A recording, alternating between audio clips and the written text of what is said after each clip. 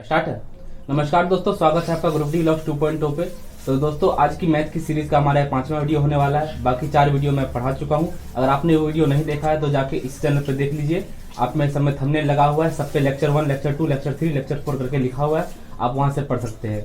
तो आज की सीरीज का 5वां वीडियो होने वाला है, तो वीडियो को स्टार्ट करते हैं। तो मैथ का जो क्वेश्चन पहला होगा वो आपको यहाँ दिख रहा होगा, तो आप लोग यहाँ देख लीजिए, क्योंकि हम बाद में एडिटिंग के माध्यम से इसको लगाते हैं।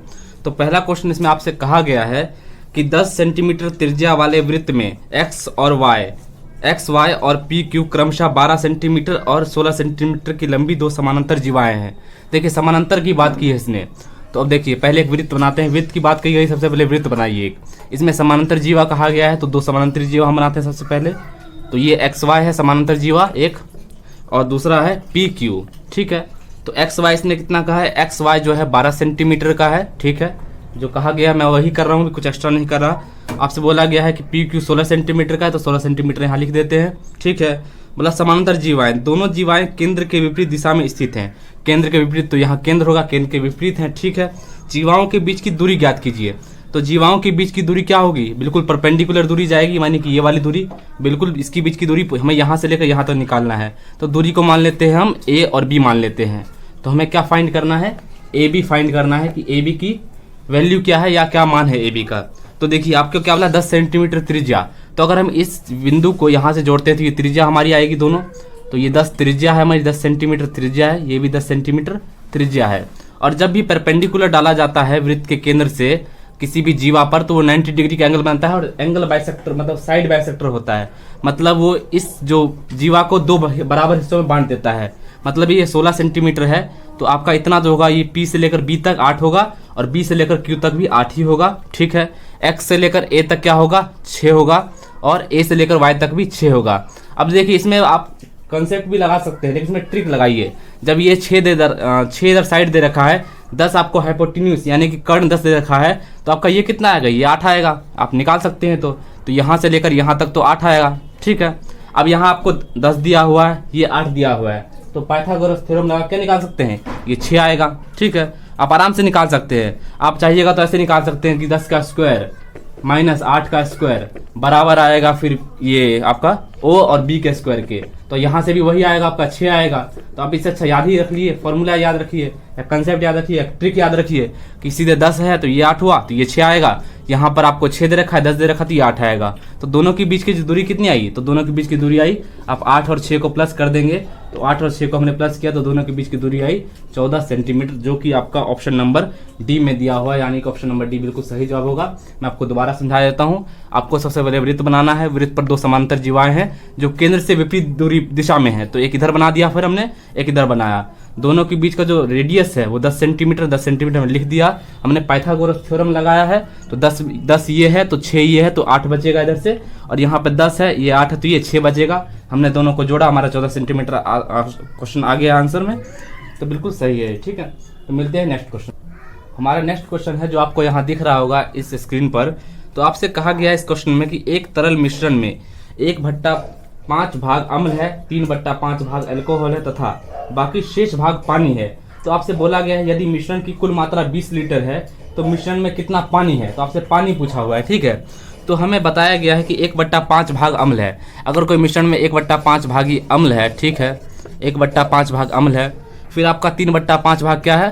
तो अल्कोहल है, 3/5 भाग अल्कोहल है। ठीक है, और आपसे बोला गया कि शेष पानी है, तो जो शेष जो हुआ पानी हुआ, तो कुल मात्रा कितनी है? तो कुल मात्रा है 20 लीटर। ठीक है, कुल मात्रा जो है मिश्रण की, ये मिश्रण है। ठीक है, कुल मात्रा जो मिश्रण की वो 20 लीटर है। आपसे जो दिया गया पहले मैंने वो लिख दिया है। अब देखिए, इस मिश्रण को यहाँ 5 में से 3 भाग अल्कोहल है और 5 में से 1 भाग अम्ल है। यानी कि अगर 5 टोटल भाग हुआ कोई भी, तो उसमें से 1 भाग तो आपका अम्ल हो गया, बाकी जो बचा 3 भाग, वो 3 भाग अल्कोहल हो गया। तो आपके 5 में कितना भाग बच रहा है आपके पास? तो 5 में से आपके पास सिर्फ 1/5 भाग बच रहा है। तो जो पानी होगा वो 1/5 भाग ही होगा। तो 20 लीटर मिश्रण में 1/5 भाग निकाल देंगे तो हमारे पास पानी आ जाएगा। समझ गए? तो 20 में 20 का 1/5 निकाल दीजिए। तो 20 लीटर का 1/5 हमने किया, तो ये आ गया मतलब 4 लीटर। 4 लीटर मतलब आपका पानी हुआ। आप समझ गए, क्वेश्चन बहुत इजी क्वेश्चन है, ज़्यादा टफ भी नहीं है। 1/5 भाग अम्ल है, 3/5 भाग एल्कोहल है। टोटल मिश्रण हमारे पास 20 लीटर का है। 5 में से 1 भाग हमारा अम्ल है और 5 में से 3 भाग एल्कोहल है, मतलब 4 भाग हो गया टोटल दोनों मिला के। तो बाकी आपके पास 1 भाग जो बचा वो आपका क्या होगा, पानी होगा। तो 1/5 भाग पानी है, तो 20 लीटर को आपने गुना किया 1/5 से, तो आपका 4 लीटर आंसर आ गया, जो कि आपका ऑप्शन नंबर सी में है, यानी कि ऑप्शन सी बिल्कुल सही जवाब है। नेक्स्ट क्वेश्चन है जो आपको यहाँ दिख रहा होगा, ये क्वेश्चन ट्रिग्नोमेट्री का है, ठीक है। तो ये जो क्वेश्चन है ट्रिगोनोमेट्री का क्वेश्चन है, ये वाला क्वेश्चन ट्रिग्नोमेट्री का क्वेश्चन है। इसमें आपसे कहा गया है कि 3 cos थीटा आपका √3 के बराबर है, और आपको क्या फाइंड करना है, आपको फाइंड करना है कि कोसेक थीटा गुना टेन थीटा इसका मान क्या होगा। अब देखिए, इसका मान निकालने का सबसे सिंपल तरीका है, आपको cos थीटा की वैल्यू दे ही रखी है। अगर आपको किसी भी एक आइडेंटिटी की वैल्यू दी रखी होती है तो आप सब आइडेंटिटी की वैल्यू निकाल सकते हैं, ये आपको पता ही होगा। तो cos थीटा इधर दे रखा है, अगर हम 3 को इसके नीचे ले जाते हैं तो √3/3 आ जाएगा, ठीक है, बिल्कुल आ जाएगा, कोई बात ही नहीं है इसमें समझने की। और अगर इसको हम जब भी √3 है इसको हम अगर करें तो √3 की वैल्यू किसके बराबर होती है, तो √3 की जो वैल्यू होती है हमारी, अगर इसको हम चेक करें तो कितना आएगा, √3/3 इंटू √3/√3, ठीक है। तो आपका इसको करेंगे तो 1/√3 के बराबर आ जाएगा, आपकी वैल्यू इसके बराबर आ गई, ठीक है। अब इसको हम सॉल्व करते हैं। यहाँ पर आपकी cos थीटा की वैल्यू कितनी आ रखी है, आपकी cos थीटा की वैल्यू आ गई 1/√3 आ गई, ठीक है। अब देखिए, अब यहाँ इस क्वेश्चन को देखिए, इस पार्ट को देखिए, अब ये हमारा क्वेश्चन वाला पार्ट है, इसको हमें निकालना है। तो कोसेक थीटा को हम क्या ले सकते हैं, 1/sin थीटा, ये तो हमें पता ही है, सबको पता होगी।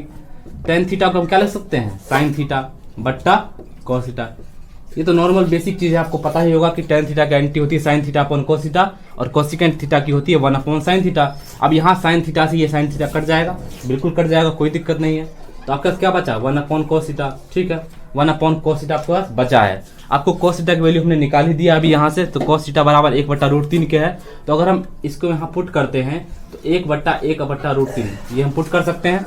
हमने जस्ट कुछ नहीं किया है, हमने इसको यहाँ दे रखा था cos थीटा, हमने इसको सॉल्व किया, cos थीटा की वैल्यू निकाली, कोसेक थीटा की आइडेंटिटी हमने खोल दी, टेन थीटा की आइडेंटिटी हमने खोल दी, हमने काट पीट किया, काटने के बाद हमारा 1/cos थीटा बचा, फिर हमने cos थीटा की वैल्यू यहाँ डाला, ठीक है। तो इसकी वैल्यू क्या आ गई, √3, यानी कि आपका जो इस क्वेश्चन का वैल्यू है, इस क्वेश्चन का वैल्यू क्या आया, आपका √3 आया, जो कि आपका ऑप्शन नंबर डी में दे रखा है, यानी कि ऑप्शन नंबर डी बिल्कुल सही जवाब है। मैं आपको दोबारा समझा देता हूँ, आपको क्या करना है, ट्रिग्नोमेट्री क्वेश्चन है, आपको cos थीटा ये चीज आपको दे रखा है, ये चीज दे रखा है, आपको cos थीटा की वैल्यू आपने इधर से निकाल लिया, आपने रेशनलाइज किया, यहाँ पर आपने ये निकाल लिया, आपने इस आइडेंटिटी को खोला, इसको भी खोला आपने, फिर आपने काट पीट किया, sin थीटा कट गया, आपके पास 1/cos थीटा बच गया, आपने यहाँ वैल्यू पुट किया, आपका √3 आंसर आ गया। नेक्स्ट क्वेश्चन, तो आपका अगला क्वेश्चन है, ये क्वेश्चन आपका सरफेस एरिया और वॉल्यूम से क्वेश्चन है दिया गया है, ठीक है। आपको बोला गया है कि एक बेलनाकार टैंक की क्षमता, जब भी क्षमता की बात आती है, क्षमता मतलब क्या हुआ कि वो कितना पानी अपने अंदर या कितना कोई चीज अपने अंदर भर सकता है। तो क्षमता जो हुआ, क्षमता आपका किसके बराबर हुआ, आपका आयतन के बराबर हुआ। क्षमता यानी आयतन, किसी भी चीज की क्षमता क्या होता है, उसका आयतन, मतलब उसके अंदर कितना सामान समा सकता है कोई चीज, चाहे पानी हो, चाहे तेल हो, चाहे कुछ भी हो, उसके अंदर कितना समा सकता है, उसको आयतन कहा जाता है। तो बोला है टैंक की क्षमता, बेलनाकार टैंक की क्षमता, यानी कि बेलनाकार टैंक का जो आयतन कितना होता है, तो आयतन का फॉर्मूला हम जानते हैं कि टैंक, यानी कि जो हमारे पास बेलनाकार टैंक है, सॉरी बेलनाकार टैंक की क्षमता का फॉर्मूला क्या होगा, तो πr² होता है। आप लोग जानते ही होंगे, फॉर्मूले से पूरा परिचित होंगे, ठीक है। यदि टैंक के आधार का व्यास, टैंक के आधार का व्यास कितना, 28 सेंटीमीटर, देखिए 28 मीटर है, व्यास मतलब क्या हुआ, व्यास 28 मीटर है, तो त्रिज्या क्या होगा, त्रिज्या जो होता है व्यास का आधा होता है, तो त्रिज्या जो आपका निकलेगा वो कितना निकलेगा, आपका 28/2, यानी कि आपका त्रिज्या निकलेगा 14 मीटर, ठीक है, आपने निकाल दिया। अब आपको क्या बोला गया है कि टैंक की गहराई ज्ञात कीजिए। अब देखिए, कोई चीज कितनी गहरी होगी, गहरी मतलब क्या, अगर मान लीजिए हमारे पास छत है कोई, या कोई गड्ढा है, वो कितनी गहराई होगी, उसकी ऊंचाई तो उसकी गहरी होगी। मान लीजिए आप यहाँ खड़े हैं और आप कहीं कूदे, तो जितना गहराई होगा उतनी ही तो ऊंचाई से आप कूदे हैं, ठीक है, समझ गए। तो जो आपको क्या निकालना है, आपको h निकालना है, मतलब आपको ये चीज निकालनी है। तो हमें क्या करना है, h हमें फाइंड करना है। मैंने इस क्वेश्चन में कुछ नहीं किया, जो चीज में जो बोला गया पहले मैंने वही लिखा है, आप भी ऐसा किया कीजिए, जो चीज आपको बोला गया पहले आप वो लिख लीजिए, ताकि आपको पता रहेगा कि दिया क्या है क्वेश्चन में। कई लोग यही करते हैं, क्वेश्चन नहीं बना पाते, उन्हें पता नहीं था क्वेश्चन में दिया क्या है, वो क्वेश्चन जानते जरूर है, हमेशा लिख लिया कीजिए। जैसे मैं भी लिखता हूँ, मैं भी क्वेश्चन बनाता हूँ तो मैं भी हमेशा लिखता हूँ कि मुझे क्या क्या दिया गया है और क्या फाइंड करना है। तो आपको फाइंड करना है एच, ठीक है। आप फॉर्मूला लगाइए, तो पाई आर स्क्वायर एच बराबर जो है आपको कितने के बराबर दिया हुआ है, आपको फॉर्मूला क्वेश्चन में कह रखा है कि ये बराबर है 6160 मीटर क्यूब। आयतन का यूनिट क्या होता है, मीटर क्यूब होता है। सरफेस एरिया का मीटर स्क्वायर होता है। यूनिट का भी ख्याल रखिए खास, कोई क्वेश्चन मिस्टेक भी देता है, ठीक है। अब देखिए पाई की वैल्यू हमें पता ही है 22/7 लेना है, ठीक है। अगर हमें पाई की वैल्यू बोला जाता है कि 3.14 लेना है तभी हम 14 लेंगे, नहीं तो हम 22/7 ही लेंगे। आर स्क्वायर, आर आपने 14 निकाला ही है, तो 14 × 14, ठीक है। एच हमें फाइंड करना ही है, ठीक है, बराबर 6160 कि आपको दे रखा है, ठीक है। आपको क्या करना है, आप सारी चीजें इधर, ये चीजें एच को छोड़ के बाकी सारी चीजें इधर भेज दीजिए। अगर हम सारी चीजें इधर भेजते हैं, मैं इधर लिखता हूँ, उधर जगह नहीं बचा है, अगर मैं इधर लिखता हूँ तो एच इधर है, ठीक है, 6160 × 7, ठीक है, 22 × 14 × 14, ठीक है। अब आपके पास ये आ चुका है। आप लोग इसको सॉल्व कीजिए, तो 7 से 2 कटा, ठीक है। आप लोग इसी को पूरा सॉल्व कीजिए, सॉल्व करके मुझे आंसर बताइए। तो मैं बताता हूँ आंसर क्या आ रहा है। इसका आंसर आ रहा है 10 मीटर, ठीक है। जो गहराई यानी कि जो हाइट आ रही है वो कितना आ रहा है, हाइट जो है आपका वो आ रहा है 10 मीटर, यानी कि जो बेलनाकार टैंक की गहराई जो है वो 10 मीटर है, मतलब वो जमीन से 10 मीटर गहरा है, ठीक है। समझ गए ना, गहराई क्या होती है, गहराई मतलब हाइट, तो गहराई मतलब हाइट जो मैंने पूछ दिया, आपसे बता ही दिया है। तो 10 मीटर इसकी हाइट आया, जो कि आपका ऑप्शन नंबर किसमें दिख रहा है, देखिए ऑप्शन नंबर आपको यहाँ दिख रहा होगा, ऑप्शन नंबर आपको बी में दिख रहा है, जो बिल्कुल सही जवाब होगा। आप समझ ही गए, क्वेश्चन में ज्यादा टफ क्वेश्चन नहीं था, नॉर्मल क्वेश्चन आप कर सकते थे, ठीक है। मिलते हैं नेक्स्ट क्वेश्चन। आपका नेक्स्ट क्वेश्चन है ये प्रॉफिट एंड लॉस से क्वेश्चन है, ठीक है। मैं जो भी क्वेश्चन लेता हूँ सभी सेक्टर से लेता हूँ कि प्रॉफिट एंड लॉस का भी आ जाए, कुछ ज्योमेट्री भी आ जाए, कुछ सरफेस एरिया कंसेप्ट भी आ जाए, कुछ और भी तरीके, मतलब जितने हैं, जितने भी रेशो प्रोपोर्शन है, सब कुछ आ जाए, एक एक क्वेश्चन रहे, ताकि आपका सारा कंसेप्ट धीरे धीरे रिवाइज होता रहे दिन ब दिन, ठीक है। और बाकी जो कंसेप्ट क्लास है वो मैं धीरे धीरे शुरू करूंगा। मैं और गोपाल जी मिलकर इसी पे काम कर रहे हैं कि हम कब कंसेप्ट की क्लास लें, ठीक है। अब देखिए, एक दुकानदार को एक वस्तु 360 रुपए में बेचने पर 10% की हानि होती है। अगर एक वस्तु उसने 360 रुपए में बेची तो उसको 10% की हानि हुई इस पर, मतलब ये 10% हानि कमा रहा है इस वस्तु को बेचने पे, ठीक है, 10% हानि कमा रहा है, ठीक है। तो उसे 30% लाभ प्राप्त करने के लिए उस वस्तु का विक्रय मूल्य क्या रखना चाहिए। मतलब देखिए 10% की हानि कमा रहा है, उसको 30% का लाभ चाहिए। अब 30% का लाभ भी उसको कमाना है और वो हानि में बेच रहा है, सामान को कितना में बेचे ये पूछा है, तो उसका विक्रय मूल्य आपसे पूछ रहा है, ठीक है। विक्रय मूल्य यानी कि एसपी, यानी कि सेलिंग प्राइस। एसपी मतलब सेलिंग प्राइस होता है और सीपी मतलब कॉस्ट प्राइस होता है, ठीक है। तो कॉस्ट प्राइस का मतलब नहीं है, मैंने समझाने के लिए दिया था, ठीक है। तो आपको बोला है विक्रय मूल्य निकालने के लिए, विक्रय मूल्य क्या होगा, एसपी यानी कि सेलिंग प्राइस। अब देखिए 360 में से 10% की हानि हो रही है, मतलब 360 जो रुपए है वो आपका 90% के बराबर होगा, तभी तो हानि हो रही है, क्योंकि 10% तो मतलब खो चुका है ना, वो हार चुका है, यानी हानि कर गया है। तो 360 बराबर 90% के होगा, मतलब 1% जो होगा आपका किसके, 40 के बराबर होगा, ठीक है। आपने यहाँ 90 से भाग दिया, 1% बराबर 40 के बराबर आया, सॉरी 1% 4 के बराबर है, 40 के बराबर नहीं आएगा, 4 के बराबर आएगा 1%। तो 100% कितना होगा, 400 रुपये के बराबर आएगा। मतलब अगर वो चीज़ उसका जो क्रय मूल्य है, यानी कि कॉस्ट प्राइस जो उसका 400 रुपये है, यानी कि सीपी कॉस्ट प्राइस 400 रुपये है, 400 रुपये में बेचता तो उसको ना लाभ होता ना हानि होती, क्योंकि 400 रुपये तो उसका क्रय मूल्य ही है। आपको निकालना है 30% लाभ पर कितना सेलिंग प्राइस होगा उसको। तो देखिए 400 उसका कॉस्ट प्राइस है, अब 30% का लाभ लेगा। 30% का लाभ लेने का मतलब क्या हो गया कि उसने 30% ज्यादा पे बेचा होगा।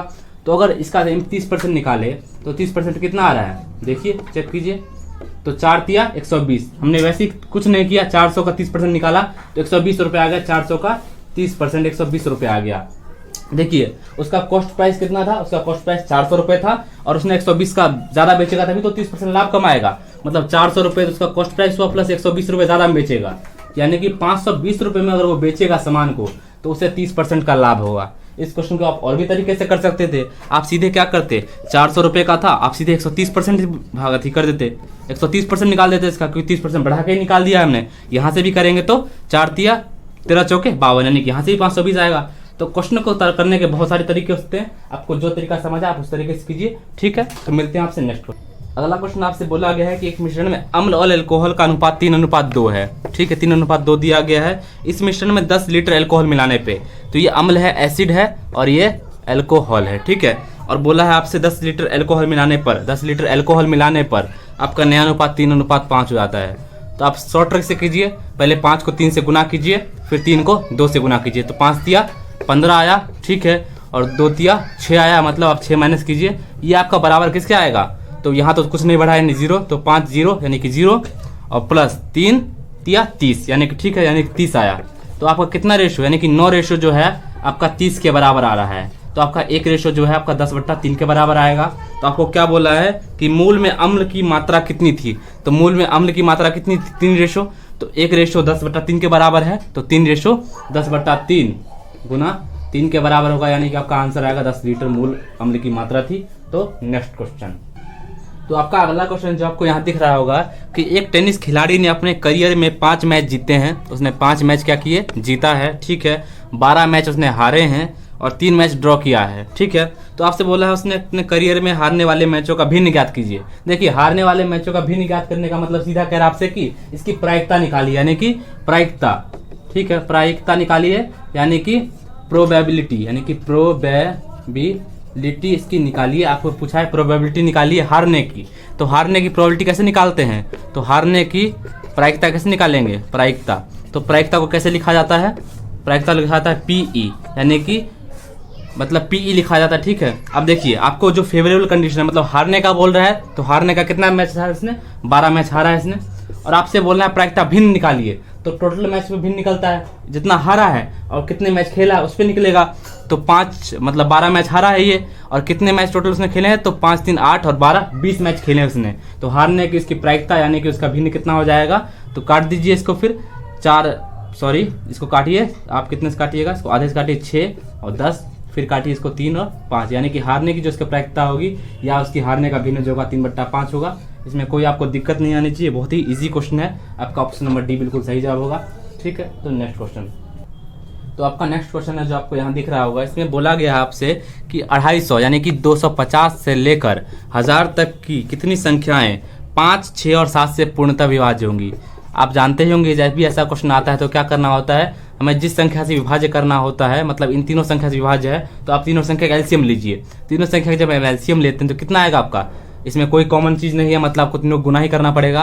तो तीनों को जब आपस में गुना कीजिएगा तो 5 गुना 6 गुना 7 जब हम कीजिएगा तो कितना आएगा आपका 210 आएगा, यानी कि जो संख्या 210 से भाग होगी वही 5, 6, 7 तीनों से पूर्णतः विभाज्य होगी। अब देखिए 250 से 1000 के बीच में कितनी संख्या होंगी, तो पहली संख्या 210 हुई, पहली संख्या 210 हुई, दूसरी क्या होगी 420 होगी, तीसरी क्या होगी 630 होगी, चौथी क्या होगी 840 होगी, और पांचवी क्या होगी आपकी, पांचवी होगी 110। सीधे 21 का पहाड़ा पढ़ दीजिए, कुछ मत कीजिए, 21 का पहाड़ा पढ़ दीजिए, 21 दूना 42 या 63 चौके 84 और 110, 21 का सीधे पहाड़ा पढ़ दीजिए। तो हमने 21 का पहाड़ा जब पढ़ दिया तो 210, 420, 630, 840, 1100 आ गया। अब देखिए इसमें से कौन सी संख्या 250 से लेकर 1000 के बीच में आ रही है, देखिए ये 250 से कम है, ये नहीं आएगा, ठीक है। आप देखिए 420 250 से 1000 के बीच में है, जी बिल्कुल है, ये भी है बिल्कुल है, 48 है, ये भी बिल्कुल है, लेकिन ये है 250 से लेकर 1000 के बीच में नहीं, ये 1000 से ज्यादा हो रहा है, मतलब ये भी नहीं होगा। तो अब कितनी संख्या आपके बनी जो 250 से लेकर 1000 के बीच में है, जो 5, 6, 7 तीनों से विभाज्य है, तो 3 संख्या बनी है कि आपका ऑप्शन नंबर डी बिल्कुल सही जवाब होगा। 3 संख्याएं आपकी जो होंगी वो 5, 6, 7 से पूर्णतः विभाज्य होंगी, ठीक है। नेक्स्ट क्वेश्चन, तो आपका नेक्स्ट क्वेश्चन है, इसमें आपसे कहा गया है कि sine 27 degree cos 63 degree cos 63 बट्टा cos स्क्वायर 67 डिग्री 27 डिग्री, थोड़ा गलती लिख दिया मैंने, माइनस, आपको इसे माइनस कीजिए, माइनस कितना है सीकेंड 27 फिर कोसेक 63 बट्टा में tan स्क्वायर 25 डिग्री। आपको इसकी वैल्यू फाइंड करनी है, क्या आएगा। देखिए इस क्वेश्चन को कैसे करेंगे, आपके पास एक आइडेंटिटी होती है कि साइन थीटा बराबर होता है कॉस 90 माइनस थीटा के, ये आइडेंटिटी आपको पता है।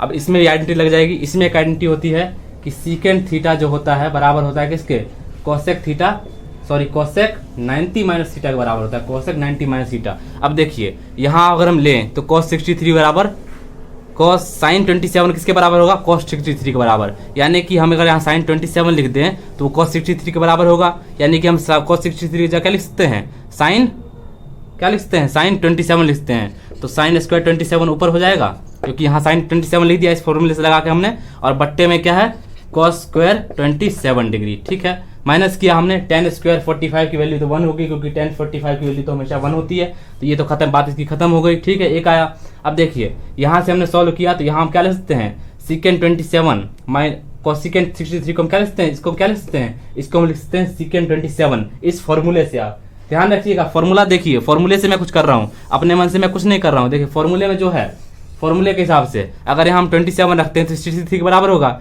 अब cos 63 के बराबर sin 27 हमने पुट कर दिया, यहाँ sin स्क्वायर 27 होगा जो मैंने लिख दिया। कुछ एक्स्ट्रा नहीं कर रहा हूँ, जो दिया है मैं वही कर रहा हूँ, कुछ अपने मन से नहीं है। फॉर्मूला बस आपको याद रहना चाहिए।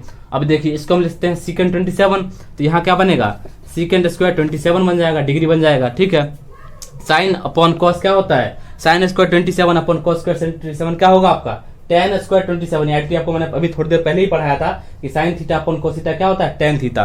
तो आपको इसको क्या लिख सकते हैं, आप इसको लिख सकते हैं tan स्क्वायर 27 डिग्री, ठीक है, माइनस होगा सीकेंट स्क्वायर 27 डिग्री, ठीक है। अब देखिए आपके पास एक और आइडेंटिटी होती है, क्या होती है कि secant square theta minus tan square theta बराबर 1 के बराबर होता है। यहाँ क्या उल्टा दे रखा है, तो इसमें माइनस कॉमन लीजिए। अगर इसमें माइनस हम कॉमन लेते हैं तो माइनस कॉमन लेने के बाद यहाँ क्या बनेगा, secant square 27 minus tan square 27 बन जाएगा, समझे। इसमें से हमने माइनस कॉमन लिया क्योंकि आइडेंटिटी हमारे पास ये होती है, इसकी जगह हम 1 पुट कर देंगे, समझ गए, इसकी जगह हम 1 पुट कर देंगे क्योंकि 1 के बराबर दे रखा है। तो आपका जो आंसर आएगा वो -1 आएगा, जो कि आपका ऑप्शन नंबर ए में दे रखा है, इसलिए आपका ऑप्शन नंबर ए बिल्कुल सही जवाब होगा, समझ गए। आपको दोबारा समझाता हूँ, आपको ये चीज दे रखा है, पूछा गया है, आपने आइडेंटिटी लगाई, ये दो आइडेंटिटी लगाई आपने, साइन थीटा बराबर cos 90 माइनस थीटा के और सीकेंट थीटा बराबर cosec 90 माइनस थीटा के। आपने यहाँ 63 पुट किया तो cosec 27 के बराबर आ जाएगा, या आपने यहाँ 27 पुट किया तो 63 के बराबर आएगा। आप कैसे भी कर लीजिए आपका आंसर सेम ही आएगा।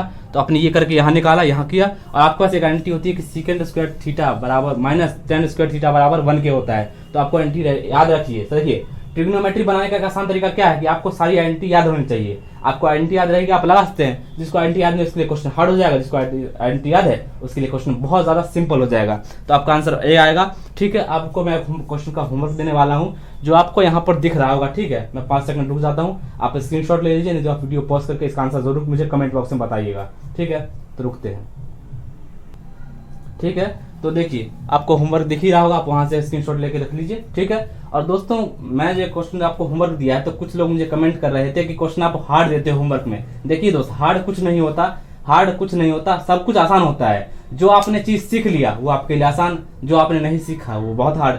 आपको कुछ अमेरिका के बारे में पता है तो बहुत आसान है कि अमेरिका के बारे में जानकारी है। आपको अमेरिका के बारे में कुछ नहीं पता तो बहुत हार्ड है मेरे लिए, वो तो भाई मेरे कोर्स से बाहर है, कोर्स से बाहर नहीं है। जो आपने पढ़ लिया वो आपके लिए आसान, जो आपने नहीं पढ़ा वो आपके लिए हार्ड। और जो भी मैं क्वेश्चन होमवर्क में दे रहा हूँ ये मैं क्वेश्चन अभी सॉल्व नहीं कर रहा हूँ आपको, इसके लिए एक नेक्स्ट वीडियो आएगी। मतलब जो 10 दिन में होमवर्क दूंगा वो 10 का क्वेश्चन मैं एक दिन पूरा ही दिन मैं 10 क्वेश्चन लगातार आपको होमवर्क का ही सॉल्व कराऊंगा, ठीक है। और बाकी जो वीडियो को लाइक कमेंट शेयर कीजिए, अपने दोस्तों तक पहुंचाइए ताकि उनको भी ये फायदा मिल सके। तो मिलते हैं आपसे नेक्स्ट वीडियो में।